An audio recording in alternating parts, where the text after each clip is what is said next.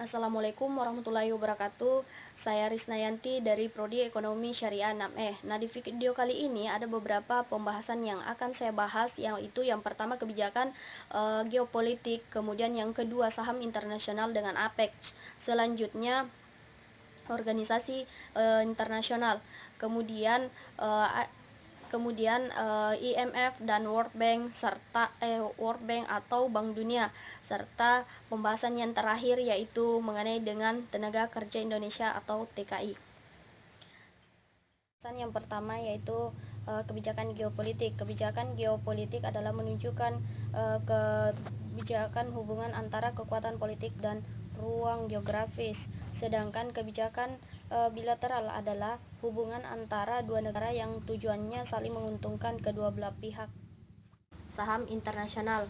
Dalam memutuskan untuk berinvestasi saham atau membeli saham, terlebih dahulu harus diperhatikan yaitu target atau tujuan, berapa lama Anda ingin berinvestasi saham sesuai modal yang dimiliki, serta siapkan modal.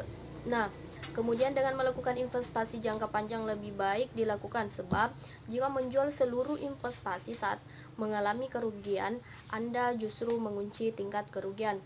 Lebih dari itu, Anda akan membayar lebih banyak jika kembali berinvestasi saat pasar membaik.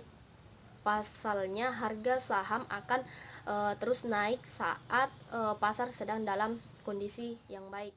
Nasional. Organisasi internasional adalah organisasi yang di dalamnya terdiri masyarakat dari negara yang berbeda untuk menciptakan tatanan hubungan internasional yang baik.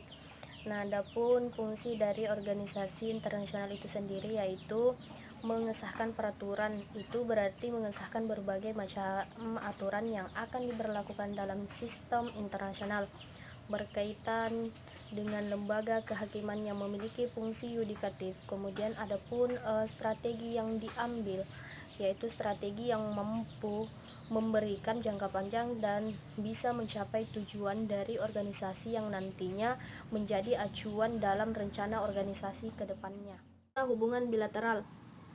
Nah, hubungan bilateral perjanjian yaitu hubungan kerjasama antar dua negara yang bersifat tertutup. Artinya, tidak ada negara yang berhak ikut campur dalam perjanjian tersebut. Sedangkan hubungan multilateral yaitu kerjasama yang dilakukan banyak negara. Artinya, perjanjian dapat dilakukan oleh negara maupun yang telah sepakat untuk menjalin kerjasama. APEC sudah menghilangkan kesenjangan sosial antara negara, karena dapat kita lihat manfaat APEC bahwa dengan adanya APEC yang merupakan salah satu wadah untuk saling bertukar pengalaman antar negara yang secara tidak langsung akan memberikan manfaat yang sangat besar, terutama untuk memberikan pelajaran dan pengalaman positif dalam hal pengambilan dan juga pembuatan kebijakan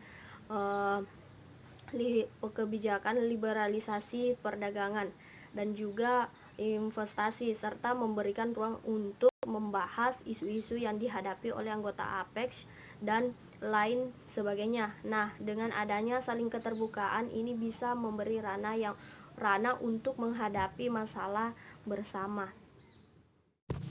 Selanjutnya, pembahasan yang kelima yaitu IMF dan Bank Dunia.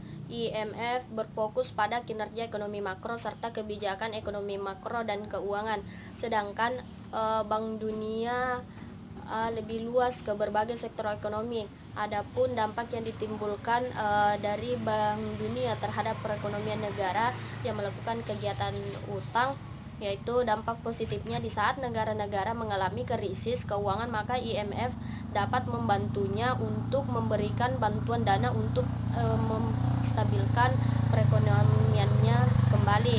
Nah, dampak negatifnya yaitu adanya penekanan bunga yang semakin besar dan melambatnya perekonomian akibat tekanan tersebut. Pembahasan terakhir yaitu mengenai dengan TKI. TKI ini termasuk dalam devisa negara. Misalnya ketika TKI mendapatkan penghasilan atau gaji dalam bentuk uang asing atau mata uang asing, kemudian saat akan mengirimkan penghasilan tersebut ke dalam negeri mereka, perlu menukarkan mata uang asing tersebut dengan rupiah agar dapat digunakan di dalam negeri.